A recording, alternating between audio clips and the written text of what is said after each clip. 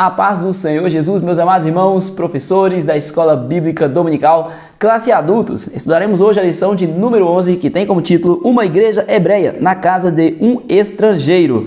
Essa lição será ministrada no dia 14 de setembro de 2025, que também é o Dia Nacional de Missões. Nessa lição, então, falaremos do derramamento do Espírito Santo na casa do Cornélio, aquele que era gentil, e ali as pessoas foram batizadas no Espírito Santo, deixando bem claro que a unção, a graça do Senhor, a salvação era para todos, não somente para os judeus, mas também para os gentios. E é por isso que estamos aqui hoje, salvos em Cristo, porque a pregação chegou até nós, gentios, graças ao nosso Senhor Jesus, que teve misericórdia de nós. Mas tudo isso começou lá na igreja primitiva, através, logicamente, após Jesus ter morrido na cruz para nos salvar e encarregar os discípulos de pregar o Evangelho, e para que eles pudessem pregar o Evangelho era necessário eles estarem cheios do Espírito Santo, e estando cheios do Espírito Santo eles cumpriram o ID de Cristo, e assim o Evangelho foi pregado e deve ser pregado assim como foi no passado. Essas lições são justamente para nos lembrar do que nós precisamos fazer na obra de Deus. O textuário dessa lição se encontra em Atos 10, 47, que diz: Respondeu então Pedro: Pode alguém, porventura, recusar a água para que não sejam batizados estes que também receberam, como nós, o Espírito Santo? A verdade prática diz o seguinte: o episódio da igreja hebreia na casa do gentil Cornélio demonstra que Deus não faz acepção de pessoas. Portanto, houve ali um ajuntamento de pessoas e aquele acontecimento na casa de Cornélio foi considerado como uma igreja, né? Um ajuntamento de pessoas, é uma igreja do Senhor, até porque a igreja somos nós, né? Nós somos templo do Senhor. Então, esta aqui é mais um ajuntamento que é citado na Bíblia, onde as pessoas ali tinham o intuito de buscar ao Senhor. Já a leitura bíblica em classe se encontra em Atos capítulo 10, versículo 1 a 8, versículo 21 a 23, versículo 44 ao 48. Professor, você que é bem aplicado, faça a leitura de todo o capítulo 10. Inteire-se bem do assunto e assim poderá fundamentar muito bem a sua aula. Não se esqueça também de perguntar aos seus alunos, fazer perguntas reflexivas, perguntas que levem a eles a pensarem sobre o tema e dessa forma poderão guardar em seus corações todo o aprendizado, né? Melhorando aí a captação, além daquilo que o professor estará ensinando em sala de aula. Então, esta lição é um dos momentos marcantes da história da igreja primitiva. Com certeza marcante, porque o evangelho sai ali da Judéia e está sendo pregado aos irmãos gentios, né, fora daquela região. Havia ali um sentimento entre os judeus de que o evangelho de Cristo era somente para eles. Mas Deus se revelou a Pedro ali, mostrando que era para todos. A revelação, a vida de Pedro, para que Pedro pudesse entender, logo Pedro, né, que ele era tão cabeça dura, nós podemos dizer, né, a mente de Pedro, ele era muito firme naquilo que ele acreditava, mas Deus teve que tratar com ele ali, para ele entender, e ele entendeu, né, porque o nosso Deus, ele é maravilhoso e perfeito. Portanto, o evangelho não está somente para uma cultura, está para todo ser humano. Então vamos chamar a atenção da igreja a viver este evangelho com amor, mas também com abertura a todas as pessoas, não desprezando ninguém, né? Existem pessoas no nosso meio, estrangeiros, existem pessoas que não têm condições financeiras como outros têm, ou incultos, que seja, todos eles merecem a atenção de um servo do Senhor, e nós não fazemos acepção de pessoas, porque o nosso Deus, ele não faz. Se o nosso Deus não faz, quem somos nós para fazermos? A introdução lembra então que a igreja judaica de Jerusalém deu um passo gigantesco. Que passo foi esse? Exatamente este momento, que a igreja sai ali da região da Judéia. Até então eles estavam pensando que o evangelho era somente para os judeus. Tanto que os que não acreditaram que Cristo Jesus havia vindo, então que ele era o Messias, que havia cumprido ali a promessa da vinda do Messias, tratavam o evangelho de Cristo como uma seita chamada O Caminho.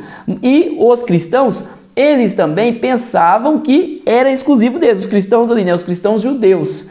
Tanto os que não aceitaram a Cristo, consideravam ali como uma seita do judaísmo, algo ali do judaísmo, algo que queria atrapalhar a religiosidade ali dos judeus, e os crentes também tinham o mesmo pensamento, né? O pensamento ali que era exclusivo do povo judeu, tanto quanto para a seita, tanto quanto para aqueles que acreditavam que Jesus Cristo era o Senhor Salvador de toda a humanidade. Mas Deus Ele trabalha de formas maravilhosas e chamou a atenção deste povo para que aqueles que aceitaram a Cristo ali, né, os primeiros cristãos, pudessem pregar a palavra a todos. Inclusive é o mandamento que Jesus deu a eles, né? Então Pedro foi um dos discípulos, agora apóstolo, né, encarregado de levar o evangelho, inclusive aos gentios. E Deus, o nosso Deus, o Senhor Jesus, tratou de encontrar com Pedro para que ele pudesse agir conforme o mandamento que ele já havia dado. Lucas destaca em seu livro, aqui na introdução ainda, no finalzinho, Lucas destaca em seu livro que os gentios foram salvos e receberam o dom do Espírito. Portanto, aconteceu algo maravilhoso e nós vamos estudar nesta lição. Tópico 1, a revelação de Deus aos gentios. A visão de Cornélio. Cornélio, ele era um centurião. Um centurião era encarregado de cuidar de uma centena de soldados. Então, centurião aqui, Cornélio cuidava de 100 soldados. Ele era então centurião romano, ele representava a Roma e ele estava na cidade de Cesareia, que era uma importante cidade ali na Judeia, que inclusive era o local onde o governador Pôncio Pilatos morava. Era uma cidade muito importante. E este centurião, chamado Cornélio, ele era temente ao Senhor. A Bíblia diz que ele era temente, que ele buscava o Senhor, que dava suas ofertas, tratava com os necessitados, buscava o Senhor em prol da sua família, apresentava ali a sua família aos pés do Senhor. E aqui diz que ele orava por volta das 3 horas, né? Isso está em Atos 10:3, por volta das 3 horas da tarde. Ele estava orando e teve uma revelação de Deus. Então Deus se revelou para este homem que estava buscando ao Senhor. Um exemplo para todos nós, né, que é que Deus se revela quando nós buscamos, né? Quando nós buscamos nosso Deus, ele se revela para nós. Cornélio estava assim, à disposição de Deus, e Deus falou com ele. Portanto, ele viu um anjo de Deus. E isso está em Atos 10:3, que diz: quase à hora 9 do dia, viu claramente numa visão um anjo de Deus que se dirigia para ele e dizia: Cornélio. Então o anjo chegou ali até Cornélio e chamou a atenção dele para falar com ele. Não é incomum nas escrituras que o anjo se revele, que o anjo apareça para tratar com os crentes, né, os servos de Deus. Mas aqui havia um propósito especial. Deus ele queria incluir os gentios como necessitados da pregação do Evangelho. Era este entendimento que Deus daria ali, através de uma revelação a Cornélio e em seguida a Pedro. A inclusão dos gentios. Cornélio era um homem que tinha desejo de salvação, pois mesmo sendo gentio, era piedoso e temente a Deus com toda a sua casa. Então ele era um servo de Deus, ele era um servo do Senhor, mas ele ainda não conhecia o Evangelho de Jesus Cristo. Então todo homem precisa de conhecer a Jesus. Todo homem necessita, e Deus, vendo que aquele homem era temente, obediente e que ele aceitava aquilo que provinha de Deus. Por que Deus faz? Deus tem esse compromisso com Cornélio. Deus fez questão de levar o evangelho para este homem, porque este homem tinha a disposição em agradar a Deus, aceitar o chamado de Deus, obedecer à sua voz. Então Deus viu que havia algo especial naquele homem e então Deus tratou de que Pedro pudesse chegar até Cornélio para falar do amor de Cristo. Nós vamos continuando aqui para entendermos esta história. Ele tinha um desejo de salvação, piedoso, temente, precisava ouvir acerca da mensagem da cruz e o anjo de Deus estava ali para instruí-lo a como fazer. Então, os anjos que estão a serviço do nosso Deus, eles estão a serviço, né, do Todo-Poderoso, e ele também cuida dos servos do Senhor, logicamente que com ordem do nosso Deus. E ele veio a instruir a Cornélio como tratar, o que fazer para que ele pudesse ter um encontro com Jesus, mesmo que Jesus já tivesse ascendido aos céus, mas esse encontro de forma espiritual, para que Cornélio pudesse ser salvo, ele e sua casa. Então Cornélio foi instruído a chamar o apóstolo Pedro.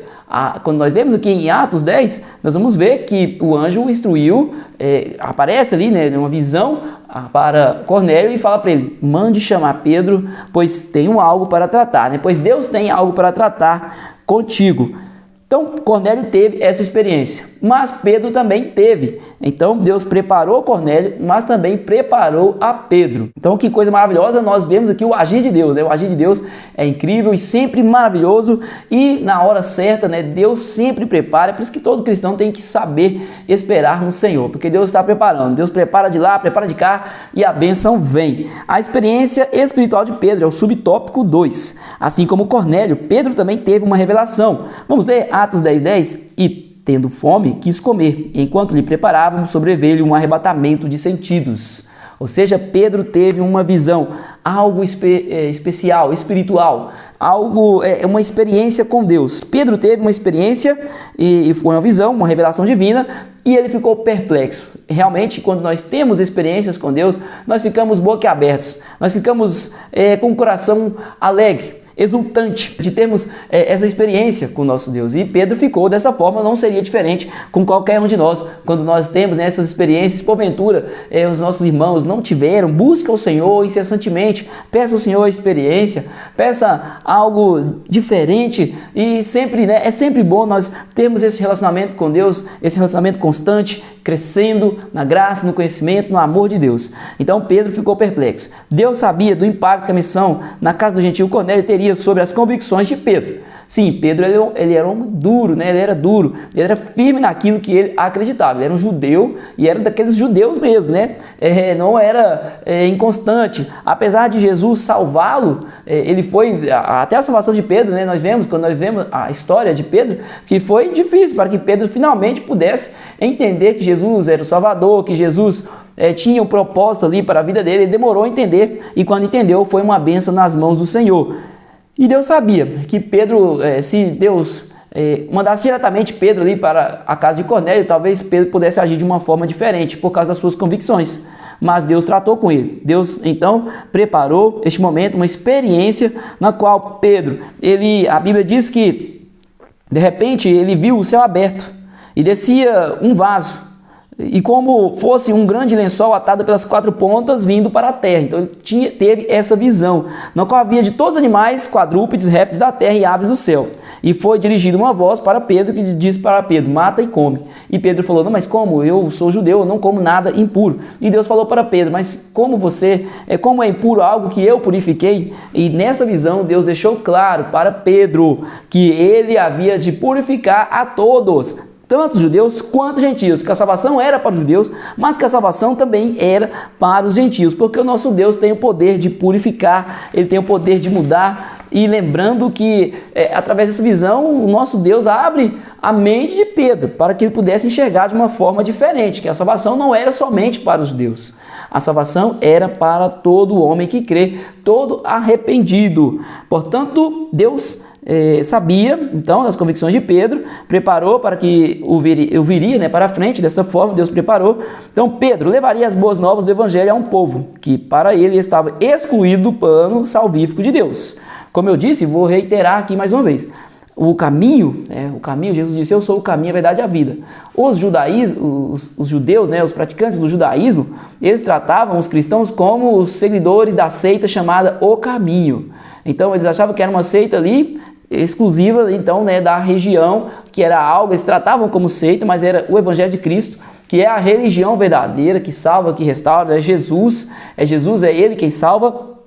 Então até aqueles que não acreditavam tratavam como se fosse algo exclusivo ali da região, daquele povo. E até os cristãos também, já os que aceitaram a Cristo como Salvador, entendiam de uma forma errada que Jesus era somente para eles, somente para o povo judeu, o Messias. Aqueles que não acreditavam, eles estavam guardando o Messias ainda. Mas os que acreditavam entenderam que Jesus era o Messias. Mas quando eles leem a história ali do passado, nas Escrituras, no Velho Testamento, o Messias foi prometido, sim, para aquele povo de Israel, que sairia através daquele povo, mas que alcançaria a toda a humanidade. O plano de salvação não era só para os judeus, mas toda a humanidade, incluindo, logicamente, os judeus. Então, esse entendimento que Deus dá a Pedro. Então, Pedro, entendendo que Deus estava no negócio, que Deus estava ali, ele levou consigo outros 6 irmãos judeus naquela missão. Veja como é o trabalhar de Deus. Deus tratou com Pedro este ensinamento, e Pedro, com a ação do Espírito Santo na sua vida, ele também levou outros irmãos para que pudessem ter aquele momento. A urgência da pregação do Evangelho. Atualmente, Deus ainda pode agir como agiu. Ele pode agir, sempre poderá agir, essa é a verdade.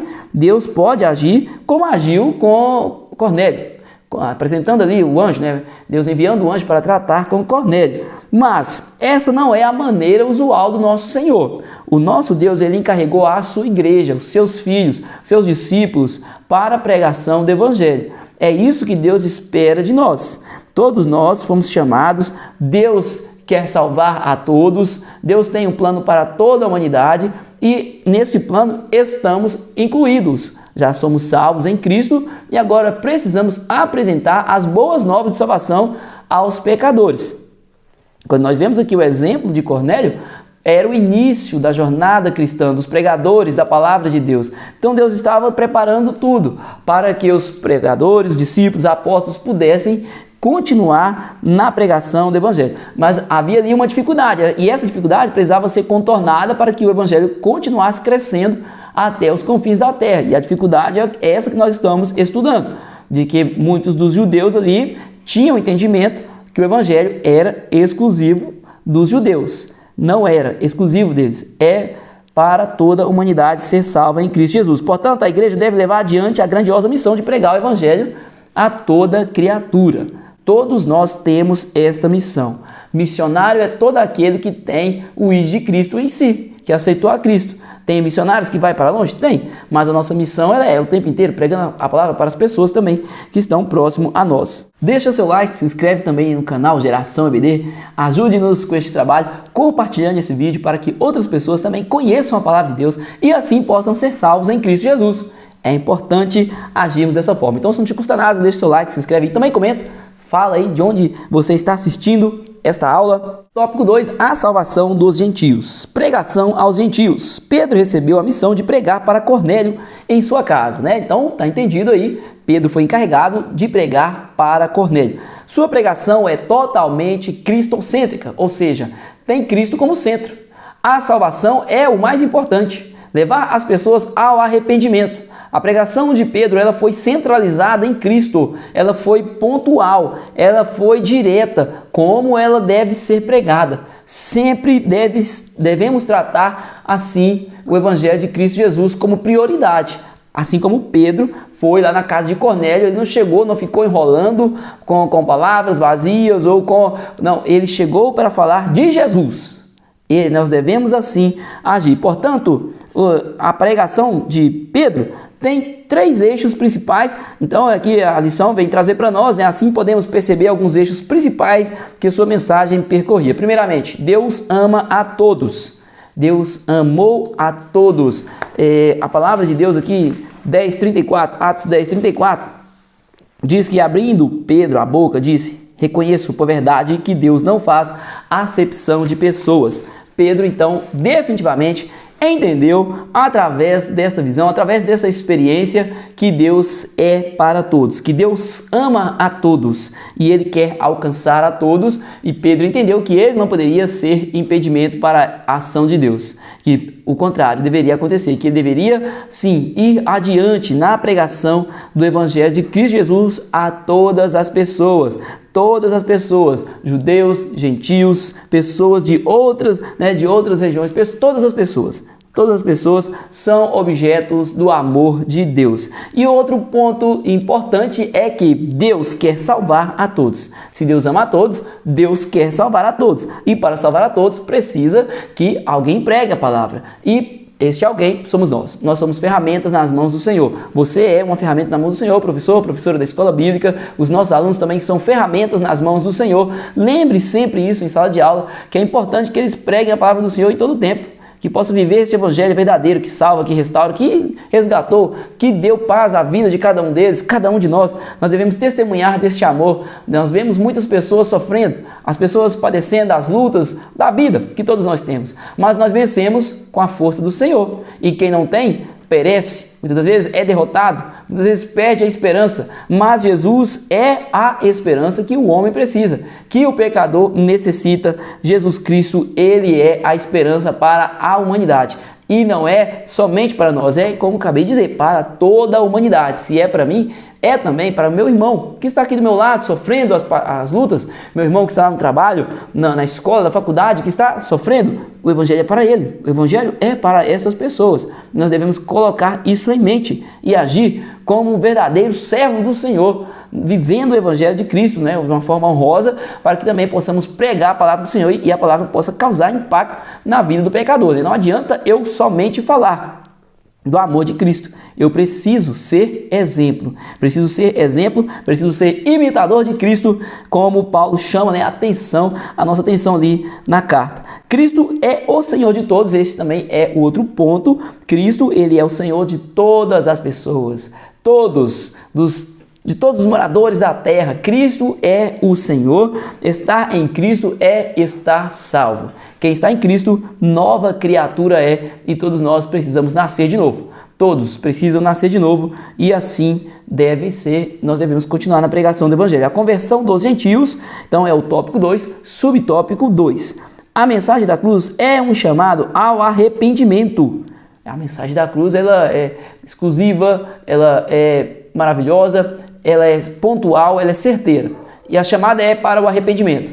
A chamada é para a conversão. É para que as pessoas deixem as suas práticas mundanas e possam viver na luz de Jesus, que se arrependam dos seus pecados, dos erros que cometiam, e assim agora possam viver uma vida santa, uma vida de santidade, onde as pessoas viverão separadas do mundo, onde o mundo vive de forma banal, pecaminosa, prostituindo, matando, se drogando, fazendo coisas horríveis. Agora o cristão, ele age na contramão. Enquanto o mundo vai naquela direção, o crente vem para para a direção contrária. Tudo que o mundo faz de errado, o cristão procura fazer o oposto, viver de uma forma correta. Isto é ser cristão. O arrependimento é isso. O arrependimento é para a conversão. É se arrepender das suas práticas, pedir ao Senhor perdão pelos seus pecados, porque todos nós carecemos do amor de Deus. Todos nós pecamos, né? E carecemos. Romanos 3:23. Carecemos do perdão de Deus, do amor de Deus. E, portanto, o arrependimento é para que a pessoa se converta, mude a sua trajetória. Até então a pessoa andava por um caminho, de repente ela faz uma conversão. É quando nós estamos na rua. Quando nós estamos na rua e de repente o carro vai e passa ali pelo balão, pelo rotatório, não sei como é que fala aí na sua cidade, e muda a direção. Isso é conversão. Converter dos seus maus caminhos. E o arrependimento é para isso. Todos os arrependidos que creem em Cristo serão perdoados e, portanto, salvos.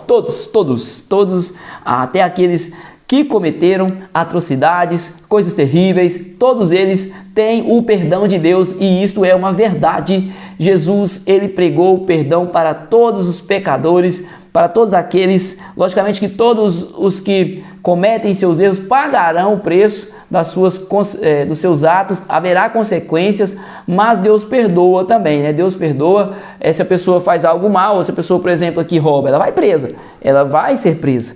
Deus perdoará essa pessoa lá na cadeia? Deus perdoa também. E aceita ele como filho, mas haverá as consequências, existem as consequências dos nossos atos, é um fato, é uma realidade, mas Deus perdoa a todas as pessoas, né? Então nós temos sempre que pedir ao Senhor que molde o nosso coração a sermos cristãos até nesses momentos, né? Deus havia incluído no seu plano de salvação todos os não-judeus, que arrependidos professariam o nome do Senhor Jesus. Então Deus havia preparado o caminho para todas as pessoas, inclusive os judeus. Tanto judeus quanto gentios necessitam se arrepender para ser salvos. Todos necessitam de arrependimento para a salvação. Então, todo aquele que confessar, este será salvo. Todo aquele que abrir a sua boca, confessar Jesus como único e suficiente salvador de suas almas, estes serão salvos, né? Se houver um arrependimento genuíno e verdadeiro, estes receberão a salvação. Os judeus acreditavam, né, que era uma exclusividade, mas Jesus ele veio tanto para os gentios, né? Jesus veio para todos aqueles, né? Ele não veio para os sãos, mas ele veio para quem? Os doentes, os necessitados. Jesus veio para todos aqueles que estiverem com o coração arrependido em sua presença. Tópico 3, o Espírito derramado sobre os gentios. O Espírito prometido. O batismo no Espírito Santo experimentado pelos gentios na casa de Cornélio foi um dos fatos mais marcantes que aconteceu nos dias da igreja primitiva. Obviamente que foi um momento marcante, porque agora os gentios também eram alcançados com a salvação em Cristo Jesus. Algo novo, havia ali uma novidade para aquelas pessoas que estavam vivendo o Evangelho de Cristo Jesus. Anos mais tarde, durante o primeiro concílio da igreja em Jerusalém, Pedro faz referência a esse fato como sendo uma das promessas feitas por Deus aos gentios. Houve ali um concílio, um momento para que os irmãos, né, os irmãos judeus e os irmãos gentios, pudessem entender algumas questões. Os cristãos judeus cobravam dos cristãos gentios que pudessem viver a lei mosaica também. Para ser cristão, precisariam também viver a lei mosaica. ali, né, alguns rituais, algumas práticas, e isto não era de acordo com o Evangelho de Cristo Jesus. Então, neste concílio, que ali havia discípulos, apóstolos, foi decidido que eles precisariam de salvação em Cristo Jesus, confessar os seus pecados, aceitar a Cristo e viver uma novidade de vida. Era isso que eles precisavam, não precisariam viver já, né, não precisaria mais viver nas práticas da lei mosaica, como os judeus viveram por muito tempo ali, né? Foi uma das dificuldades tratadas no Concílio de Jerusalém, e Pedro ele faz menção do momento que ele vai à casa de Cornélio, justamente para lembrar que a salvação era para todos, né? Para todos. Também uma das questões também, né, certamente tratada ali no concílio, que a salvação é para toda a humanidade, então incluindo judeus e gentios. Então Pedro faz menção também no concílio de Jerusalém, neste momento ali, né, onde os cristãos estavam entendendo ali, né, a doutrina, para que pudessem prosseguir na pregação do Evangelho. Assim, o recebimento do Espírito Santo, incluindo a experiência pentecostal do batismo no Espírito Santo, era a bênção de Abraão, feita aos gentios, né? Deus prometeu a Abraão que ele seria pai de muitas nações. Deus prometeu. E não somente da sua linhagem, ali, da sua linhagem sanguínea, não, mas de outras nações também, além de Israel, além do povo judeu, hebreu. A bênção era sobre todas as nações que seriam alcançadas graças à fé de Abraão. Seriam várias outras nações também, lembrando que os gentios, então, nesse momento, fazem parte desta bênção que Abraão, que também foi concedida para Abraão ali como pai de nações. Que o batismo no Espírito Santo era uma promessa de Deus a toda a carne. Pedro também lembrou, Pedro fez menção de Joel, capítulo 2, versículo 28, Pedro fez menção também quando estava ali em Jerusalém, naquele momento ali que as pessoas foram cheias do Espírito Santo, ele faz menção, ele corrobora exatamente o que o profeta Joel falou, né, onde o Espírito Santo seria derramado sobre toda a carne, toda, servos, servas, todos receberiam o Espírito Santo de Deus, eles poderiam ser batizados no Espírito Santo. Então assim aconteceu, os irmãos ali também gentios receberam o batismo no Espírito Santo. No momento em que Pedro vai à casa de Cornélio, as pessoas ali aceitaram a Cristo e foram batizados no Espírito Santo. Então este fato é algo maravilhoso e importantíssimo, né, no acontecimento aí, no decorrer da história da igreja primitiva. Então todos foram cheios do Espírito Santo. Judeus ali no derramamento, no dia de Pentecostes, e já tem um exemplo aqui da casa de Cornélio, onde havia gentios ali, que também foram cheios do Espírito Santo. Mais uma vez, reafirmando, a salvação é para todos, o Espírito Santo de Deus também é para todo aquele que crer, que buscar. Então todos nós devemos continuar buscando o renovo do Espírito Santo. Aqueles que não são batizados devem continuar buscando para ser cheios do Espírito Santo de Deus e assim possam cada vez mais desempenhar o papel de servo do Senhor com mais força, veemência, coragem, disposição, ousadia, da forma que os discípulos agiram ali após serem cheios do Espírito Santo de Deus. 2. O Espírito recebido. Como vimos, logo após os gentios terem recebido a palavra de Deus, isto é, se convertido à fé cristã, o Espírito Santo foi derramado sobre os crentes gentios de Cesareia. Então todos, inclusive os gentios, receberam o Espírito Santo. Esse derramamento do Espírito veio acompanhado pela evidência principal, qual que é? As línguas estranhas. Então eles falaram em línguas e expressões de louvor. Isso está retratado aqui na Bíblia, em Atos capítulo 10, inclusive no versículo 46. Então vamos ler aqui para ficar bem explícito para nós, porque os ouviam falar em línguas e magnificar a Deus. Então, da mesma forma que aconteceu lá no cenáculo, no dia de Pentecostes, aconteceu na casa de Cornélio. Da mesma forma que aconteceu com os judeus ali reunidos, aconteceu também na casa de Cornélio gentil. Então Deus agiu da mesma forma, deixando bem claro que o derramar, que a salvação é para toda a humanidade. 3. Um Pentecoste visto e ouvido. Posteriormente, quando questionado e censurado por outros judeus por ter ido à casa de um gentio em Cesareia, Pedro usou a experiência pentecostal ocorrida na casa de Cornélio como argumento a favor da autenticidade da fé gentílica. Então, através esse momento é realmente um momento marcante para a igreja, porque ficou ali bem claro, né? Mesmo que a palavra pregada ali em João, por exemplo, em capítulo 1, que João relata ali que Jesus veio para os que era seu, mas os seus não o receberam. Então aqueles que quiseram a Cristo, Cristo os adotou como filhos. E esses filhos são justamente os gentios. E agora, salvos em Cristo, podem desfrutar das mesmas bênçãos prometidas aos irmãos judeus, os irmãos de Israel.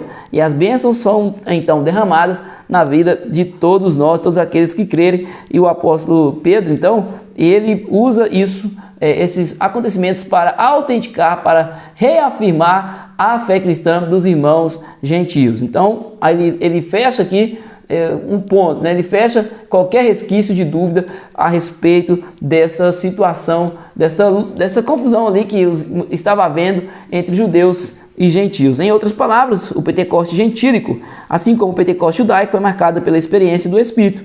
Em ambos os casos, foi um Pentecoste visto e ouvido. Em todos os dois lugares, a presença do Espírito Santo foi marcante ali e a evidência foi também real através do falar em línguas nos dois locais, né? Então nós podemos então constatar isso. Então nós entendemos que esta lição ela é importantíssima para a igreja. De uma forma que nós entendemos que devemos buscar o Espírito Santo, todos nós, todas as crianças, os jovens, todos nós devemos buscar, e que também nós devemos abraçar a todas as pessoas para que elas possam se achegar aos pés de Jesus Cristo. Não devemos fazer acepção de pessoas, de forma alguma. Ninguém é mais importante que o outro, não é. Todos nós somos totalmente dependentes de Deus, e se porventura houver algo dessa forma acontecendo dentro das igrejas, que nós possamos, a partir dessa lição, reconhecer a todos com igualdade e viver as promessas do Senhor, até porque uma igreja vai avançar se ela estiver atenta justamente à vontade do Todo-Poderoso. Que Deus abençoe em nome de Jesus. A dinâmica tem como título o Espírito Santo e a inclusão. O objetivo é refletir sobre como o Espírito Santo se manifesta e como ele não faz acepção de pessoas, incluindo judeus e gentios. Passo 1, preparação. Então o professor vai preparar aí papel, caneta e Bíblia, ou textos impressos de Atos 2 e Atos 10, uma caixa ou recipiente. Organize então o espaço para os participantes, dessa forma formem um círculo. Então organize o espaço aí para que os irmãos formem um círculo. O passo 2, a leitura do texto bíblico. Comece com a leitura de Atos, capítulo 2, versículo 1 a 4, falando do Pentecoste judaico. E em seguida, Atos 10, 44 ao 46, falando do Pentecostes gentílico. Encoraje os participantes a prestarem atenção em como o Espírito Santo se manifestou nos dois eventos. Chama a atenção deles, preste atenção à forma que o Espírito Santo agiu, tanto no derramar ali dos irmãos judeus, tanto quanto no derramar dos irmãos gentios. Reflexão em grupo. Divida os participantes em pequenos grupos, 3 a 5 pessoas.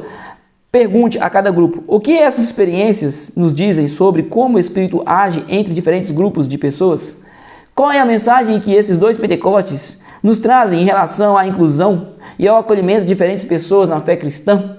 Então aqui nós estaremos falando do Espírito Santo, mas também de incluirmos, de amarmos a todos. Passo 4, então, compartilhamento após 10 minutos de discussão. Peça que cada grupo compartilhe suas respostas com o restante da classe. Durante o compartilhamento, destaque que, assim como o Espírito Santo não faz acepção de pessoas, nós também devemos ser acolhedores e receptivos à diversidade dentro da igreja e da comunidade cristã. Nós vivemos em um mundo globalizado e tem pessoas de muitas nações hoje no Brasil, né? Vivendo aqui no Brasil temos muitas pessoas, aqui na minha cidade eu já vi pessoas de várias regiões, então, do mundo, né? Então essa é uma realidade para os dias de hoje, mas também não é só as pessoas, não só estrangeiros, mas às vezes chega ali na igreja um bêbado, chega ali um mendigo, né? Chega uma pessoa em uma situação difícil, diferente, então nós precisamos acolher da mesma forma. O passo 5, dinâmica de ação. Em seguida, dê a cada participante um pedaço de papel e peça para escrever algo que eles possam fazer para demonstrar aceitação e inclusão em suas próprias vidas, como, por exemplo, acolher pessoas de diferentes culturas e origens, estar aberto a ouvir diferentes perspectivas dentro da igreja, compartilhar o amor de Cristo de maneira universal. Cada participante coloca o papel em uma caixa ou recipiente que será fechado. Oração final. Encerra a dinâmica com uma oração pedindo ao Espírito Santo para continuar a nos transformar, para que possamos ser inclusivos e acolhedores como Ele, e para que sejamos sensíveis à sua orientação em nossas ações diárias. Este é o objetivo da dinâmica. A dinâmica visa refletir sobre a universalidade da salvação em Cristo e como o Espírito Santo opera quebrando barreiras de cultura, etnia, origem. Ela busca também promover a inclusão e a aceitação dentro da igreja e da sociedade. O derramado do Espírito foi justamente para que os irmãos ali, os discípulos, pudessem andar em lugares diferentes, em lugares até então que eles não tinham coragem de pisar. Samaria, por exemplo, é uma cidade que eles não aceitavam a situação do povo daquela cidade. mas graças ao Espírito Santo, a ação do Espírito Santo, eles entraram ali e pregaram a palavra do Senhor e fizeram a diferença naquele lugar. Então a inclusão faz parte, né? A igreja ela sempre será inclusiva, ela sempre aceitará a todos, porque todos carecem do amor de Deus. E que Deus abençoe em nome de Jesus, meus amados irmãos, e até a próxima aula.